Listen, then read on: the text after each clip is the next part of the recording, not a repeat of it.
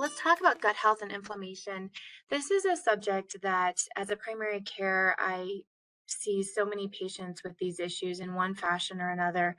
And I think it's really important to understand what plays into gut health, why sometimes our gut isn't as healthy as it should be. So, unhealthy gut symptoms. I like this slide a lot because I feel like it really kind of grabs everything that goes on with gut health. The most people think of the digestive issues that we have, that'd be the constipation and diarrhea, bloating, spasm, eating something and having acid reflux is all kind of part and parcel of the digestive symptoms. And there's many other things that can add into that people don't recognize, including mood issues and how healthy our gut is going to either make depression or anxiety worse or even better. They've shown a lot of that through scientific research these days. Also, lack of energy. So, I have a lot of patients who come in with fatigue, and many times they don't even have digestive symptoms, but the gut definitely plays a part in the fatigue role as well. When I have somebody come in with joint pains, musculoskeletal issues, which we have a lot of that. It's not just autoimmune, it could just be osteoarthritis, but the inflammation can cause that to become worse as well. Skin problems, typically what I see is eczema, but you can have all sorts of different rashes that come up that are unexplainable. We try to explain it and then we can't really find a reason. And if we clear up the gut issues, then that seems to go away. And then the onset of diabetes, that's actually been something that's been a pretty strong link with the gut, and how it interplays with other aspects of health. The vitamin and mineral deficiencies is interesting, and I was going to tell a little bit of a personal story with that. Kind of when I first started getting really into nutrition, I was at the beginning of my residency, and I had fatigue and musculoskeletal pain, and I thought it was just the 80 hours a week that I worked. But as I was had a very smart doctor looking at me, she found out that I was vitamin D deficient, and despite supplementing high amounts of vitamin D, I was not able to get that to come up to the point where I actually started tanning because I needed to get my vitamin D up, and I couldn't get it through supplementation. And then about 3 years go by, and I found out that I was also vitamin B12 deficient. And that was also unexplainable because I was actually taking a B complex.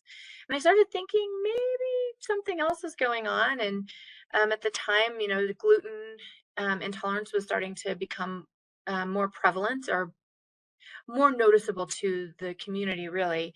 And so I was like, well, maybe it's something of that nature. So I decided to do a 3 month elimination of gluten, and lo and behold, my vitamin deficiencies resolved.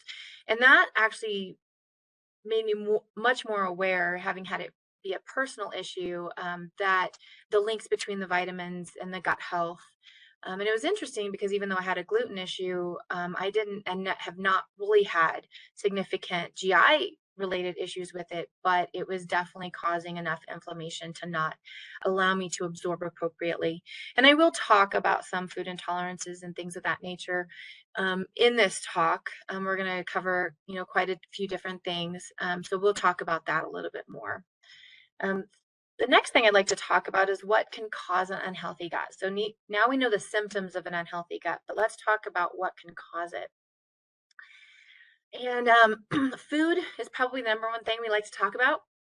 We have any kind of processed food is going to definitely be a little harder. Certain processed foods are a little different than other processed foods, but for the most part, you do have to be aware of processed foods. Lack of diversity in your food. So that diversity, especially when we talk about eating the rainbow, can be really helpful in getting several different nutrients that we don't get even in a multivitamin, different little micronutrients that help with inflammation. So getting that diversity in your food is very important. Allergies and intolerances to foods can be very insidious because it's hard to sometimes nail down what we may be reacting to. I think allergies are a little bit easier to understand because we have an immediate reaction, but intolerances, many times we start to develop issues later and we can't really pinpoint what is causing that intolerance. And just so that people kind of understand what the difference between an allergy and intolerance is, an allergy is actually something that is like an environmental allergy. It causes a histamine reaction, and you can have a lot of symptoms that, like, for example, skin rash or something of that nature. An intolerance is more of what we find with gluten. It actually acts differently in the immune system, and is and causes just different reactions. And so those are definitely two very different things that can be caused through um, food intolerances. High sugar intake is always a fun one because our standard American diet has food everywhere. It has it in our bread, it has it in ketchup, in places you wouldn't expect it to be. So sometimes we think we're trying to be in a low sugar diet, and we still are getting some sugar that we're not aware of.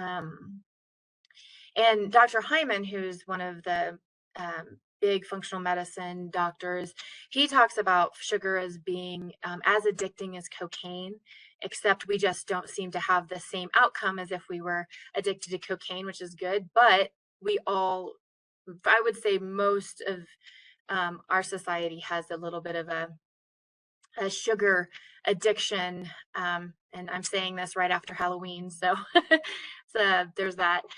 And then low nutrient intake, that goes along with processed foods. Processed foods do typically have a lower nutrient profile.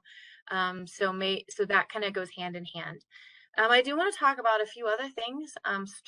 Stress definitely causes a change in the gut. So many different processes and the way the chemicals play out in the body with stress can definitely cause that. I'm sure people have experience the butterflies in the stomach that come from giving a talk, for example. That is a source of stress, but when it's long term, it can definitely cause problems with the gut. And that would be, low quality sleep or not getting sleep, not getting enough sleep, social stressors that just continue on. Lack of physical activity. Physical activity is beneficial in most aspects of health, and it is in decreasing stress as well because it increases your endocannabinoids, which are those. Everybody knows what marijuana is, but we make them ourselves in our own bodies. So we get that, and we also get endorphins, which help to decrease the stress response. So physical activity can definitely be helpful with that. Toxins is something that we don't talk a lot about. We talk about alcohol. Of course, alcohol can definitely be one. One thing that is kind of separated from most alcohols is red wine, mainly because of the antioxidants that you see in red wine. So when we talk about too much alcohol, we're talking about no more than 7 for a woman in a week and no more than 10 in a week for a man. So any kind of tobacco use is going to be detrimental and can cause stress in the gut. Heavy metals are definitely something that can be a problem. We can sometimes get that through things that we eat, such as arsenic in rice, if we eat too much rice, or mercury in eating too many fish like tuna, or some of those carnivore fish like shark, things like that can cause too much mercury. So you can definitely develop heavy metals, and that would cause problems with your gut. Plasticizers and plastics, that is a talk in and of itself, but anything that has the plasticizers in it can definitely be harmful to our body. So drinking water out of a plastic container that even if it says it's not BPS or BPA, the BPs all have their effects on the body. And so I recommend staying away from plastics if at all possible. And then I put chlorine in here because chlorine, as we know, cleans our, say we have a hot tub, we put chlorine in and it kind of cleans out the bacteria. Too much chlorine, even if it's like too much chlorine in our water, can actually change the good bacteria in our gut as well. So I did put that in there, something to be aware of. And then medications. I think most people at this point know about antibiotics and can cause gut health issues. But steroids can cause the same problem in a very similar fashion, not because it's killing the bacteria, but almost because it is sterilizing it. Proton pump inhibitors are probably one of my least favorite medications. They do serve a purpose, but they also decrease your ability um, to actually absorb nutrients, especially if it's done for too long of a period of time. SSRIs actually do cause a change in the gut microbiome, so that's another one that is has come up more recently. And then laxatives, of course, if you're giving yourself something to start, getting yourself to go, that's going to change things as well. So, all right. So, talking about gut health, it's important to kind of understand what it looks like. So, if you look at the left side of the screen, you have these nice, pretty cells called enterocytes. Those have little fingers on them that help to move things along as well as absorb can't talk, absorb nutrients. And then in between them, you have you have little things that go into each of the cells that are called tight junctions that keep that cellular layer very tight so that things that shouldn't go through don't go through, and things that should go through are absorbed through those little fingers at the top. And then as you go along over to the right side of the screen, you start seeing it to break down. And things such as toxins and bacteria that aren't good for you, or certain chemicals like gluten or things of that nature, can start to leak through. And that creates a pretty significant immune response when it starts to get into the bloodstream. And that's what they call leaky gut. And that's kind of on the right side, the worst part. You know, we're all probably on some realm of this. Either things are pretty good or it starts to get a little bit leaky. But when it starts to get really leaky, we start to react to a lot of different things, and it may not everything that we're reacting to is actually causing the problem with the gut, but because the tight junctions are not solid, we start to have more problems. Um, Things that, are those reactions is that IgG, which is that intolerance that I was talking about. You have IgE, which are your allergies. And as that starts to become more and more leaky, as they would say, you can start to see more inflammation, and even some brain changes. So very important to have this gut health. So how do we stop this spiral? And we're going to talk even more about this, but the basics of that would be talking about an anti-inflammatory diet. It's very important to make sure that you're getting plenty of fruits and vegetables, both for the fiber content as well for the micronutrients. You want to make sure that you're getting good fats. Fats are very, very important, and the omega-3s that I wrote down in here actually are found in every single cell of the body and in the cellular layer, and help to make sure that things process through the cells in the appropriate way. So omega-3 fatty acids are super important. I talked a lot about those in my last talk, and I'll give the information for that if you're interested later on. Also a good amount of protein, and this one I find more and more is that our standard American diet is so high in carbohydrates that many times the protein is forgotten, and we don't realize that we're too low in protein. So, like, say somebody's 150 pounds, the normal amount of protein that they would need would be about 75 to 80 grams of protein. So that's just so you understand about how much somebody needs. And it's not that you have to get it from meat. You can get it from beans. You can get it from a lot of different things. You can supplement it if you need to. But it is important to make sure that we get enough protein, because without that protein, we're not going to be able to repair the gut if we're having problems with it. And then we talked before about the diversity in our foods, and that goes back to all the different little chemicals in our foods that help with decreasing inflammation. And then, of course, it should be whole food based as much as possible, making it whole food based. And we talked also about sugar before, so decreasing that sugar intake. I typically recommend no more than 40 grams of sugar per day, and that's added sugar. I don't count fruit in that. Also artificial ingredients, and that includes artificial dyes, that includes artificial sweeteners. All of those have a can have a negative impact. So I don't recommend many of the artificial ingredients that you would find. If you can't understand what it's saying on the label, then you might want to question it. And then any kind of foods that cause elimination, and that is going to be different for everybody. Like I talked about my issue with gluten that I continue to have, and so I am gluten free, but that's just one of the top smoking guns. And there's certain things that aren't even in the smoking gun category that can cause intolerances. So that's something to be aware of. But gluten is a big one. Corn is a big one. Soy, mostly the way soy is processed in the United States is a problem. If you can get a highly fermented soy that's been taken care of properly, you're not going to probably have the same problems.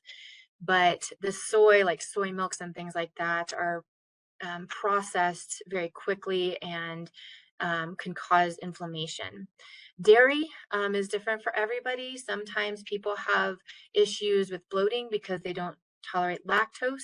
Sometimes people have issues with one of the proteins. Typically that's casein, but sometimes people do have a problem with whey. That can cause issues with dairy, and then eggs, because there's so many different proteins in eggs. It is a great source of protein if you don't have an intolerance, but it can be one of the higher intolerances. So those are things to just be aware of.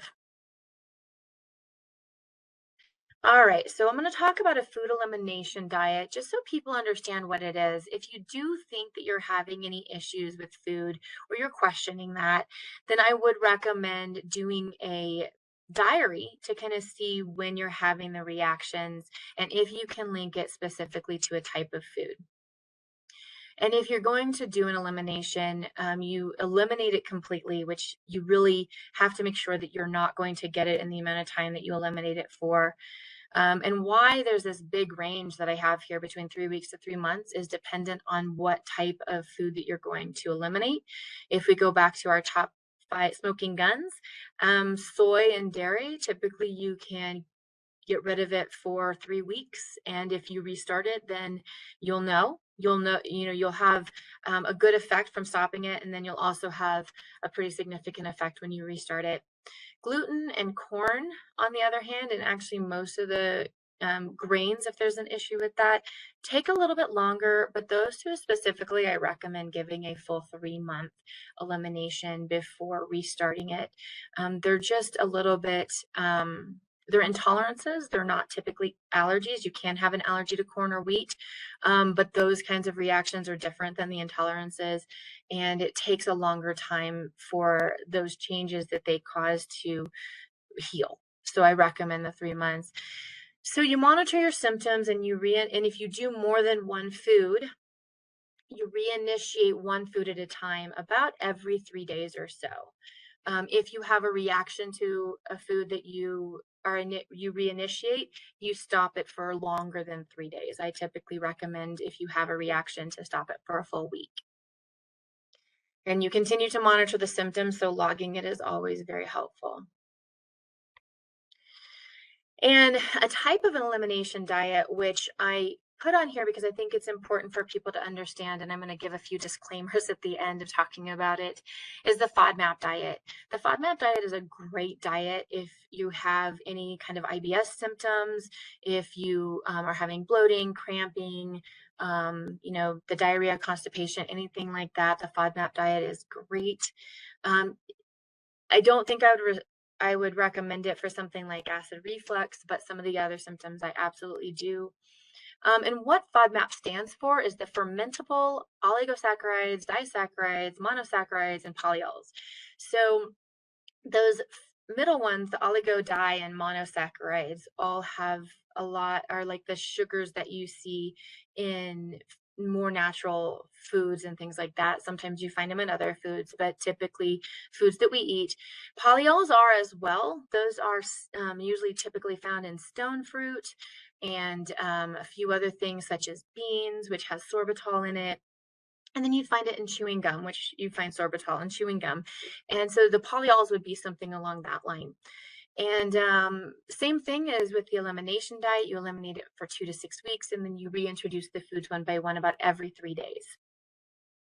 And so many people know what IBS is. What SIBO is, just in case you're wondering, is small intestinal bowel overgrowth.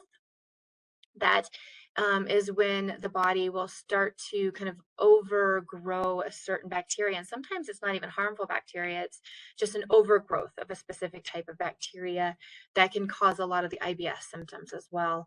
But by decreasing many of the sugars in the diet with the FODMAP, it actually, in a sense, starves out the bacteria that that is causing the SIBO. So this is a very basic representation of a low FODMAP diet. You can eat lettuce and carrot, cucumbers, strawberries, pineapples, grapes. I find it very funny that you can't eat any whole wheat bread, but you can eat potato chips and popcorn in this map. But it's just kind of a basic representation. And my recommendation, this is my disclaimer, is that if you do decide to try a low FODMAP diet, I would recommend getting in with a nutritionist or dietitian to help you with it, because it can be a very hard one to maintain, and having somebody in your corner to help you with it is pretty important. So I'm going to change a little bit here. We're going to talk for the most part about the gut microbiome. And so these are our little friends within that up until about 20 years ago, pretty much nobody in the basic and the kind of general culture really knew much about. But as things have gone on, it's become more and more apparent. Most people know what a probiotic is, which is great. But just as there's a lot of confusion about this, there's still a lot of research to be done on the gut microbiome. And so much of it is amazing and resourceful and helpful. And so I'm going to share some of the different things that I've learned with the gut microbiome, and what you can do, and some different resources for this. So like I said, in the toddler phase of research, I think that in the next 10 years, it's going to continue to blow up, which I'm excited to see what else is going to come in. So when we talk about the gut microbiome, right now, when I was looking it up, it said that may contain more than 1,000 different bacterial species. And so I put that on there, but I actually went to a talk with a guy who was doing a ton of research. And this was actually in 2013. And he was talking about testing species in different cultural groups. And he even went so far as to test them in some ancient cultures, like down in the Amazon and some of the Aboriginals, and found that many of them, because they had such a diverse diet, had over 1,500 different bacterial species. And when they did the average of the American, it was 750. So we have about half the amount on average that these ancients, these, I don't want to call them ancient, these more traditional cultures have, that just haven't come into the first world per se. So when we put that in perspective, that's quite big when we consider what the gut bacteria do for us. So let's talk a little bit about that. So why is our gut microbiome so important? Well, one of the basic things it does is it is our primary defense. It is that outer wall against most of our infections. And it interacts with the immune system in a way that either strengthens it or it causes it to be less. So where taking vitamin C and zinc and these other things is very important and can be helpful, if our gut microbiome isn't where it needs to be, then our immune system isn't going to be where it needs to be. So it's very important in protecting us with outside infections. It also helps with nutrient intake. Many of our bacteria in our gut help to break down nutrients so that those little fingers that we saw earlier can actually take it into the system. So it really helps a lot with increasing your nutrient intake. And it also helps in the role of anxiety and depression. That's probably one of the most exciting areas, I think, in the gut microbiome, just because there's a lot of um, psychiatric issues that we deal with, and we just kind of do the best we can, but it's still hard sometimes to deal with that. So when we think about how the gut bacteria make almost all of our serotonin in our body, we used to think that the brain did it, but it's actually our gut makes 75% of our serotonin, and they're finding that they also make other neurotransmitters that help us to kind of regulate our system. And so that's when I said, it regulates many processes. It's not, it kind of goes along with the other things. There's many things that it does really help with. Um, so let me see here. One of the things that I was reading about was this study from Bischoff and about intestinal permeability. And it talked about how alterations in the gut microbiome actually can increase inflammation and has links to other autoimmune diseases and colon cancer and changes in not our genetics. Our genetics are pretty stable, but our epigenetics, which is how our genes express themselves and how that can create changes depending on the diversity or lack of diversity in our gut microbiome.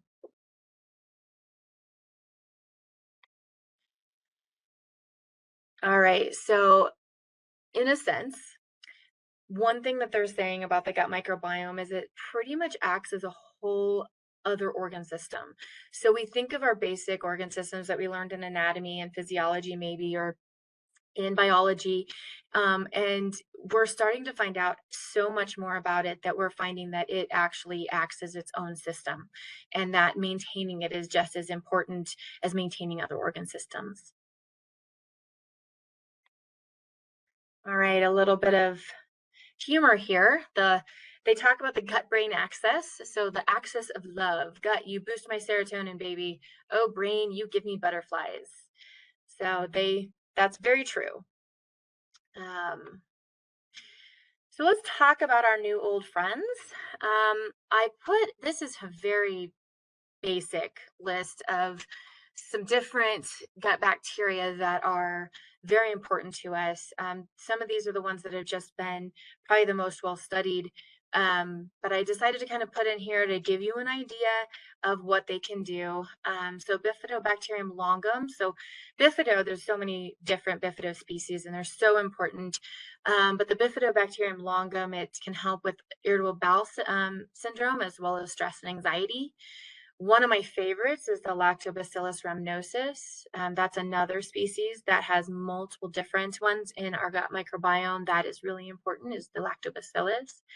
But the rhamnosus specifically is important for infectious diarrhea. Really important with C. diff. So anybody who's had a problem with that, I highly recommend a probiotic with rhamnosus in it. It can help to keep H. pylori in check. It can help with pouchitis of inflammatory bowel disease. It can help with liver health, eczema. So we were talking about the skin problems that the gut health can sometimes have. So eczema is right in there. And then Bifidobacterium animalis can help with weight management. That's actually been found to be helpful in decreasing or improving weight in the appropriate diet, and also helpful with IBS. Lactobacillus casei, that's another lactobacillus, can help with constipation, stress, and anxiety. Saccharomyces is a very interesting one because Saccharomyces isn't a bacteria, it's actually a yeast. And just like Candida is a yeast and can be overgrown and cause a lot of different problems, Saccharomyces can be helpful from that perspective. And it's also a prevention of diarrhea from any cause. I didn't see much on actually changing the diarrhea, but more of a prevention. So once somebody has actually kind of handled a C. diff infection per se, or some sort of traveler's diarrhea, it would be a good idea to kind of replace that. And then another really interesting one is the Lactobacillus reuteri. And that one has been found to actually lower LDL and total cholesterol. It helps with diarrhea as well, infectious or antibiotic induced. It helps with oral health. And many people don't know that oral health and cardiovascular health are very much linked. So making sure that that your oral health is in a good range is also important. And so that can really be helpful with that. And it can also help with acid reflux. So that's a very important one as well. The little link I put at the bottom, I'm not going to point out all of them, but that one I am going to point out. This is the usprobioticguide.com. It's a really great resource. So if you are wanting to look further into this, I would recommend looking at that.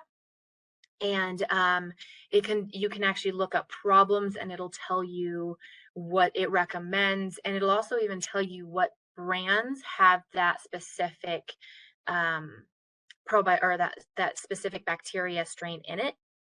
So it can be really helpful. So that's just something I would write down if you wanted to take a look at that. All right, so a healthy gut microbiome, I think you're probably all convinced, but we're going to talk about some different things and some different studies that kind of link with that. So it definitely improves gut health. And I mean, that's pretty direct. It's, if our gut is having issues with inflammation, the healthier gut microbiome and establishing that is going to help with improving overall health of our gut. It has been found through studies with irritable bowel disease, so that would be like Crohn's and ulcerative colitis. The change in the gut microbiome can actually change the amount of inflammation and actually just kind of predispose somebody to having a flare or not to have a flare. So obviously, the higher that diversity of the gut microbiome, the better. It has also been found to be very helpful in heart health. A couple of studies with that was about cholesterol. They found that having a diverse gut microbiome helps to decrease BMI, which is kind of back to the weight loss thing. It also has been found to decrease triglycerides and increase that happy cholesterol, which is that HDL. More directly to the cardiovascular pathway and pathology, they've actually found that it interacts and breaks down phosphatidylcholine and TMAO so that there is less inflammation and decreased cardiovascular disease. So those are some pretty big ones. And then talking about like the brain health and that kind of thing, Mahoney actually did a study that showed that did produce serotonin. So, and by the way, I have all of these that I'm referring to, I'm going to have at the very end. So if anybody is interested, while I'm answering questions, I'm going to kind of slowly go through those so that if there's anything specific that you wanted to look up, that you can. And anyway, it basically helps tryptophan be turned into serotonin.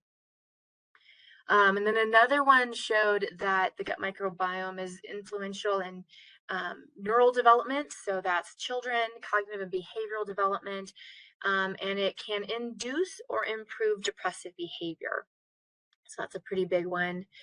And then it decreases diabetes. We've found several studies that show that it decreases diabetes, but one of the things that I found was really interesting was actually type 1 diabetes. They found that the gut microbiome for infants actually showed whether they were predisposed to getting type 1 diabetes. So I found that to be really interesting. All right, so how can we protect these little friends of ours, and how can we make them more abundant? So fiber, fiber, fiber. I talked about diversity in your fruits and vegetables, and this kind of plays back to that. When we talk about fiber, the recommended amount is about 25 grams or more per day for a female and 30 grams or more per day for a male.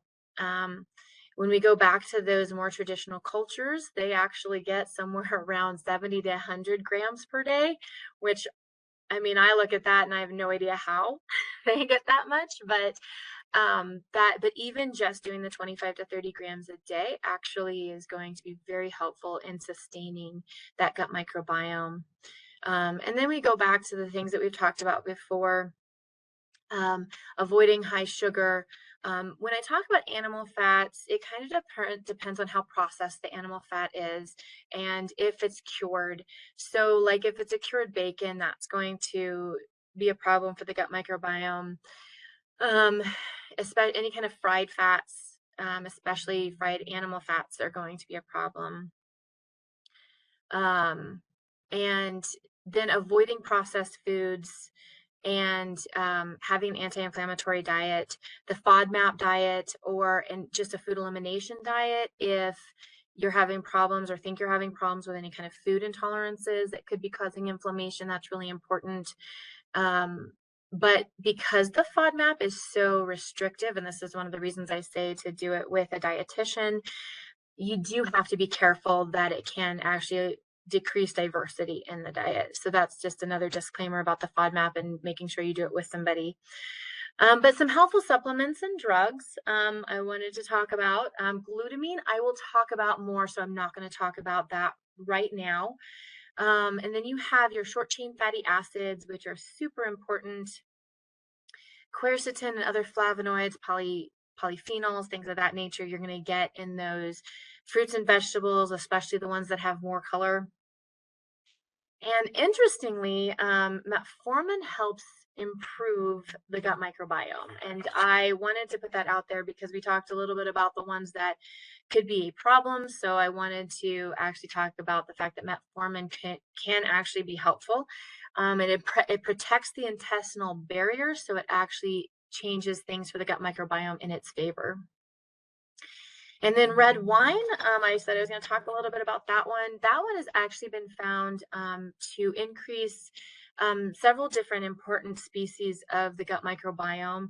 It's also been found to decrease systolic and diastolic blood pressure and also cholesterol and inflammatory markers like CRP. And those changes, the blood pressure and the cholesterol and the inflammatory marker, are actually linked to different species of the bifidobacterium in the study that they did. Let's see here. All right, so another thing that we can do to support probiotics is our prebiotics. Fiber obviously has some of that, but these are some of the foods. So this, I specifically put, I put this picture of food because these are things that support prebiotics the most. Your apples, bananas, broccoli, cauliflower, your asparagus, leeks, shallots, onions, garlic, all of those are really big. Your root vegetables, such as, turmeric as a spice, or ginger, can also be really helpful. So those are a lot of the things that have high prebiotics, but anything that has fiber is going to have a prebiotic to some degree. All right, so let's talk a little bit about nutrients in the gut and what they do for it. We'll also talk a little bit about botanicals. So with nutrients, when we talk about function, we're talking about things like magnesium. Magnesium is probably one of my favorite nutrients. 70% of people are low in magnesium in the American culture. It works with calcium to help um, to cause muscles to contract and to relax. So when we talk about the gut, we have peristalsis, which brings these things through the gut and gets the food to kind of get the nutrients absorbed and everything. And calcium and magnesium are actually part of that peristalsis, or that movement of the gut, and not having enough can definitely cause some spasm. Now, magnesium also has this, because it is a relaxant, it can cause a little bit of diarrhea. So if people tend towards diarrhea, that one's a little bit harder to deal with. But for the most part, magnesium is a great one for gut function. Vitamin C helps to synthesize collagen, helps to improve the immune system, and does support digestion. So that one is a very important one as well. I think there's not much that vitamin C doesn't do. Zinc, kind of along with vitamin C, is very important for intestinal barrier. And it also helps to break down the carbohydrates for the gut microbiome, essentially because it is actually an essential vitamin for many digestive enzymes. One thing I will say about zinc, well, actually, let me go back to vitamin C. You don't want to take too much vitamin C. It can cause diarrhea. Usually about 1,000 milligrams a day is a perfectly fine number. You don't really need to go above that ever. So just be aware of that. Zinc also is something that you have to be careful of. You can get too much of it. I don't recommend supplementing more than 25 milligrams a day, but it can be very helpful if you are somewhat deficient in zinc. Vitamin D is helpful for the immune system and for just inflammation in general, and also helps with calcium absorption, which we kind of go back to the magnesium calcium balance. For repair, we talk about collagen. Collagen is a protein. It is one of the complete proteins, meaning that it has all the essential amino acids that make up all the amino acids that actually help us build our proteins. So collagen is actually a very good thing. You can take it, but making sure that you get it. And then vitamin C helps us synthesize collagen. We do synthesize it, but actually providing that actually ensures that we have the different things we need to synthesize it. Vitamin C for repair. Selenium actually helps the gut lining and can decrease symptoms of leaky gut. Selenium is actually one that most people are not low on. I have found it from time to time. And what's nice is that you can actually eat a Brazil nut a day and get the amount of selenium that you need. L-glutamine is another one that I'm going to talk about. I think we're going to talk about that next. I decided to put a little bit into that one because many people don't know what L-glutamine is. It's an amino acid, and it can be very helpful when it comes to gut repair. All right, so what is L-glutamine? It is, like I said, an amino acid. Our body does make it, but when we are under stress, it actually depletes. Because although I'm saying, and I'm talking about it here specifically for the GI, it is actually a huge nutrient just for the body in general, including muscle repair. It is considered an immunonutrient, same thing as like vitamin D or omega-3s. Those are all immune nutrients, meaning that they support the immune system. It's very important in glucose metabolism, so it can be helpful in diabetes. It is very important in maintaining that GI mucosal barrier to prevent leaky gut and protect the tight junctions. It is fuel for the intestinal cells, so that's why it helps with all of those things. And then it helps with a good acid-base balance and breaking down nitrogen. So very, very important nutrient. I take that every day in a protein shake. It is actually a powder that I don't recommend taking more than about 40 grams per day, but 5 to 10 grams per day is perfectly fine. And you can actually just put it in water and drink it and stir it up and drink it down. It has a slightly sweet flavor, so it doesn't taste bad at all. And sometimes when my family's overdone a little bit at the gym, we'll take some glutamine to help with muscle repair. All right, so this is the last part of my talk, but I did want to talk about some of the botanicals that can be very helpful in gut and improving symptoms, gut repair, different things of that nature. So a big one is peppermint. Peppermint helps to decrease pain and spasm in the gut. And so for people who are having IBS and having some symptoms of that nature, it can be very helpful. You do want to be careful with essential oils because those are pretty potent. You want to make sure that you put them in something like a glass of water to drink it down. But typically what I recommend is taking a peppermint tea bag and just dropping it in your water. Peppermint is actually more active if you don't hot brew it. So you can just drop it in your water and drink it throughout the day. It's also really helpful with lung function. And if you have an upper respiratory tract infection or a cold, it can definitely help with that as well. So it has multiple uses. The only thing that I would be hesitant on with peppermint is that it can cause issues with acid reflux because it loosens that little sphincter that kind of holds everything into the GI tract or into the stomach. So I don't recommend drinking peppermint or having peppermint around meals. Another one is ginger. Most people know that ginger is anti-nausea. It is also a very big anti-inflammatory, and it helps to decrease spasm as well. Another little thing about ginger is that it's been found to help decrease muscle aches and pains, so that can be beneficial. Many people don't like the taste of ginger, so you kind of have to decide what you want to do with that, but you can just drink a ginger tea or drink a tea with ginger in it. You can you can have a little bit of the root itself. They also have ginger candies. So there's a lot of different ways to get ginger. Turmeric is probably one of my favorite botanicals. You have to be very careful with it, and I will explain that in a minute. But turmeric is extremely anti-inflammatory and has probably been one of the most anti-inflammatory botanicals that we've found. And it not only helps to heal the gut lining, it also helps to improve the overall diversity of the gut microbiome. It, I would say I could give a whole talk on turmeric and the benefits of turmeric, so I won't go into that. But I will give you a disclaimer that turmeric is a root. If it is not grown in the appropriate soil, it can have heavy metals in it. So you want to make sure that any source that you get turmeric from is purified and ensures that it does not have any toxins in it. One of the ways you can do that is go to consumerlabs.com. Blanked for a second. Consumerlabs.com will typically give you a top 10, and so it'll give you a top 10 of the turmeric as well, and those are vetted supplements. I particularly like Gaia Herbs, so and I know their processes, and they do a really good job with that. So that's one that I typically recommend, but you do have to be careful with turmeric, but it is a really great botanical. And then a few more. Cinnamon helps protect the gut in irritable bowel disease.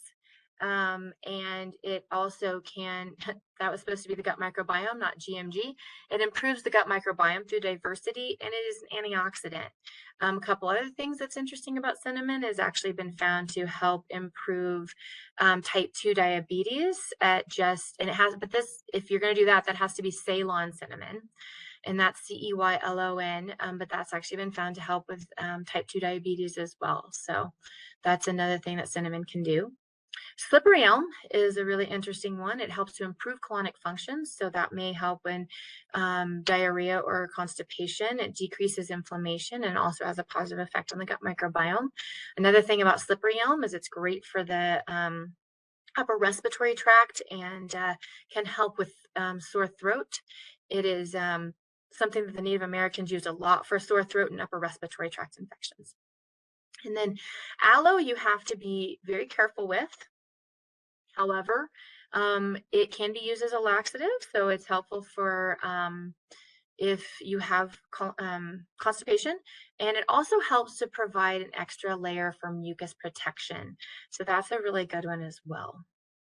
So that is the different botanicals that can be helpful. All right, so if you're feeling lonely this Valentine's Day, just remember there's 100 trillion inhabitants of your microbiome that are always there for you. All right, so this one is actually, this is what I did in September. So the basic truths and dispelling myths on nutrition. If anybody is interested in seeing that one, I do a lot of information about benefits of water, fiber, and omega-3s, as well as some other things. So I recommend that one as well if you're interested.